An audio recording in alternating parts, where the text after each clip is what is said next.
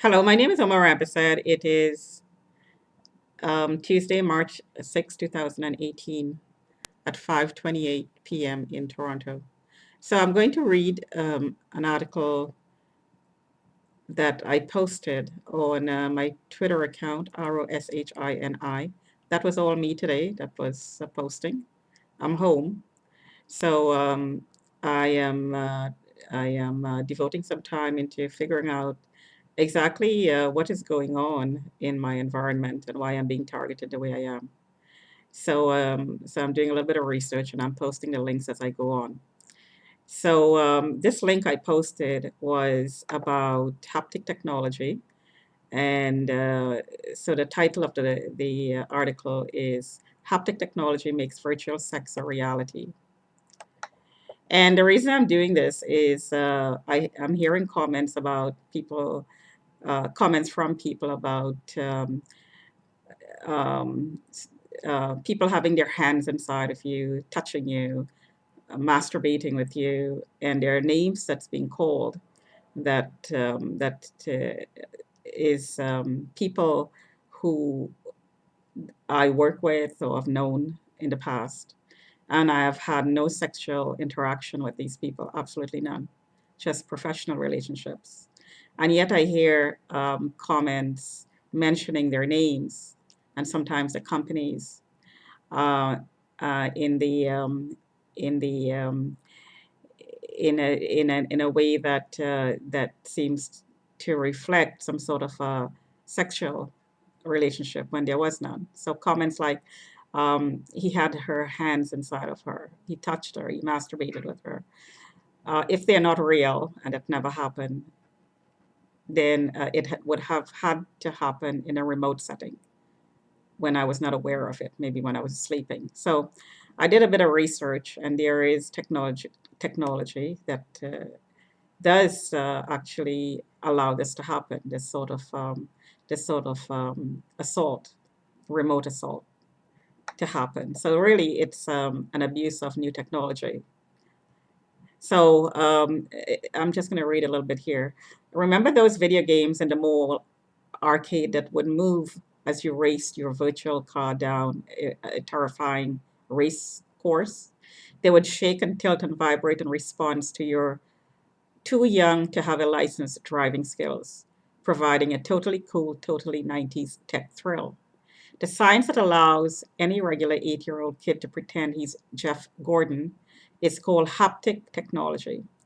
For those of you who are maybe not the most tech nerdy, haptics are a type of feedback tech that lets you feel and control virtual objects, as we or as we're seeing more and more these days, control and touch real objects that are thousands of miles away.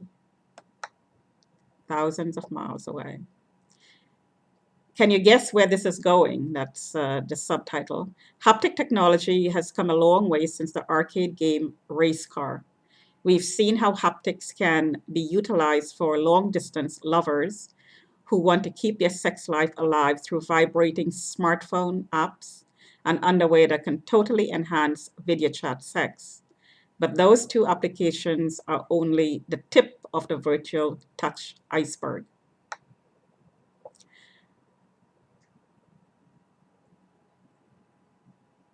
So I'm going to skip a little bit here.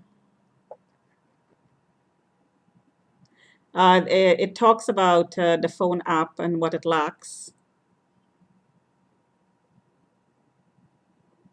It's now possible to be, and I skipped a little bit of the article here. It's now possible to be instantly and constantly connected with your lover, even when he or she is on the other side of the world. Again, let me say that. It's now possible to be instantly and constantly, and the operative word here is constantly, constantly connected with your lover, even when he or she is on the other side of the world. So, what's the one thing that's missing that's from the older technologies? So, it's touch. I know I already mentioned smartphone control vibrators, but the sexual part of relationships is just a tiny part of the physical connections that lovers make every day. We kiss, we hug, we stroke, We simply lay a comforting hand on a shoulder just to show that we're still there. There is only, sorry, there's one really cool development in haptic technology that address these non-sexual physical needs. The hug shirt is one of them. So the hug shirt, this awesome new design, is embedded with sensors that register the strength of touch, skin warmth, and heartbeat of the person wearing it. The technology then packages up all this information. Let me do that again as it is. The technology then packages up all that info and sends it via Bluetooth to whomever you want to hug, as long as they have the shirt too, allowing them to feel your embrace from anywhere in the world. Interesting technology. I'm all for it. Beyond the obvious long distance relationship benefits, imagine being able to comfort a friend who just had a tragedy, or hug your mom when you're living abroad. As someone who has all too recently longed to do both of these things, I can say that the hug shirt is one of my absolute favorite developments in technology. Touch is such an essential part of being human, one that has been eroded slowly as our lives have become more virtual. In fact, the fact that the same technology that has led us away from each other in the real world is now bringing us together in this amazingly physical way. This is truly incredible. And I'm paraphrasing there. So back up, let's see, excuse me. But back to the sexy part. It's a subtitle. So what's the next part in haptic technology? If we're already stimulating each other intimately in these highly varied ways, the only logical advancement is to full on virtual sex. And I'm not talking old school cyber sex or even camming. The way the technology is headed, full body haptic suits are no longer a far fetched sci fi nerd's dream. To be honest, my mind is still totally boggled, and so is mine, by this possibility. We are about to enter a whole new world of human sexuality, one that could include not only long distance communication between humans, but also interactions with virtual beings drawn from the human imagination's robots. The thought is both titillating and terrifying. So that is on the link kinkandcode.com/haptic technology and romance. So very interesting article.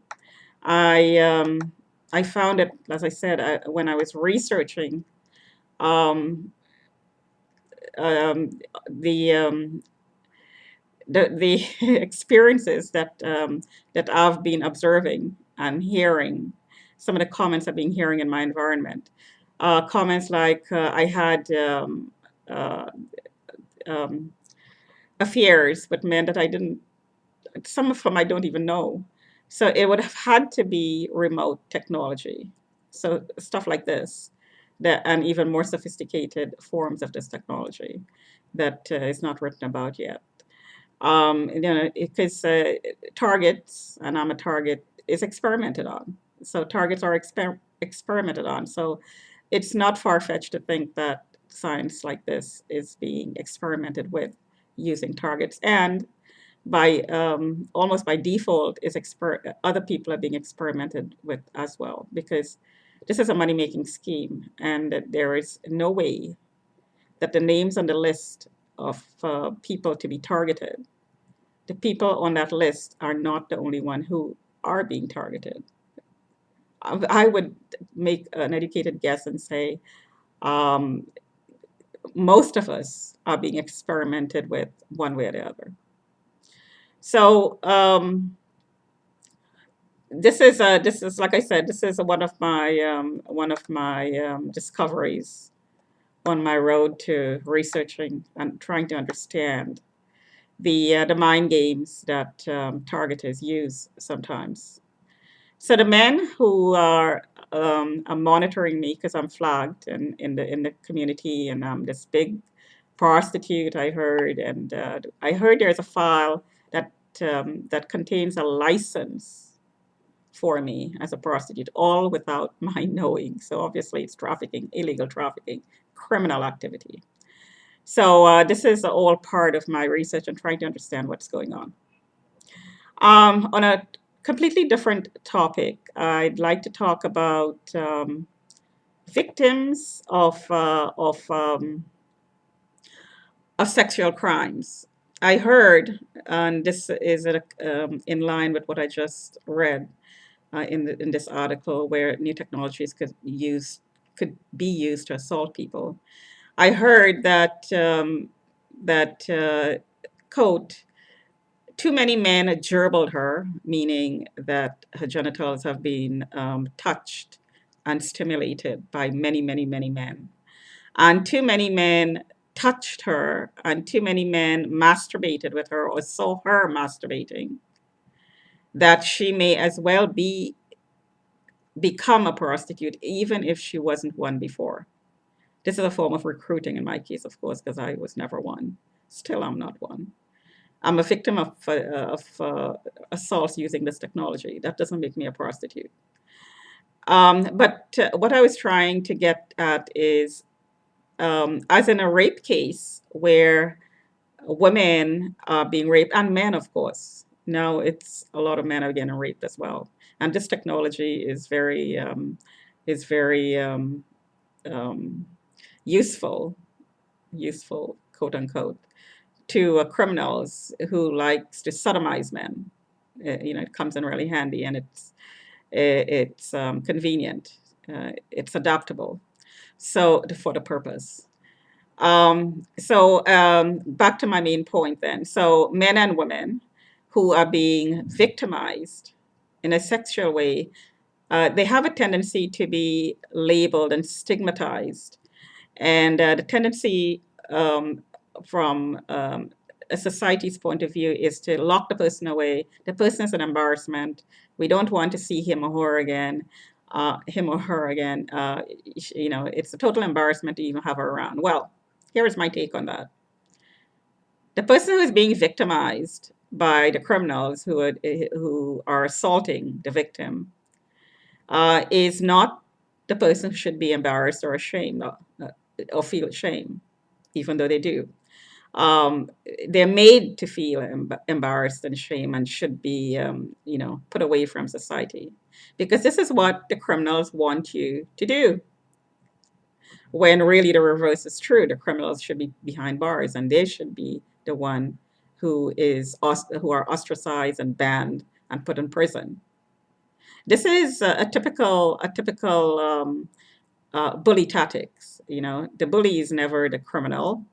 The victim is the criminal. Turn it around and make it look like the victim did something to deserve it.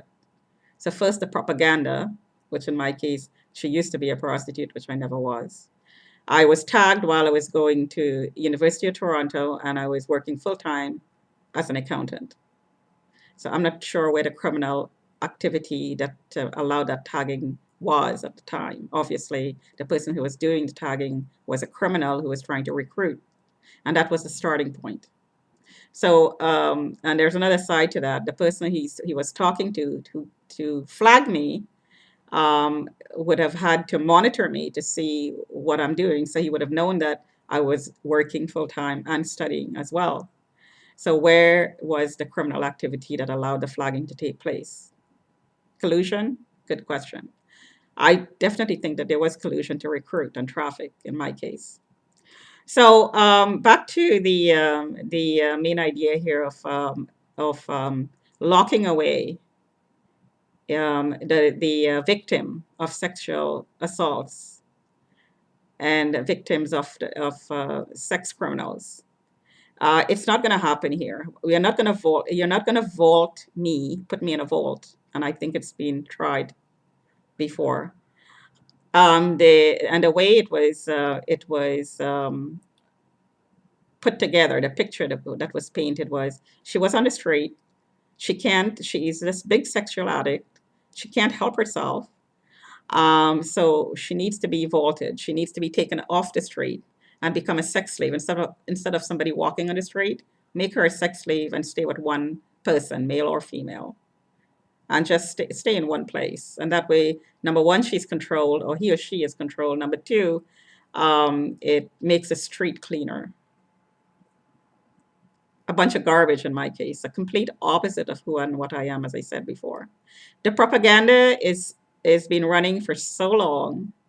At this point in time, it's almost as if we don't make her into a prostitute and we don't criminalize her and we don't mentally commit her, we're all going to be criminalized because we all took part in this illegal process.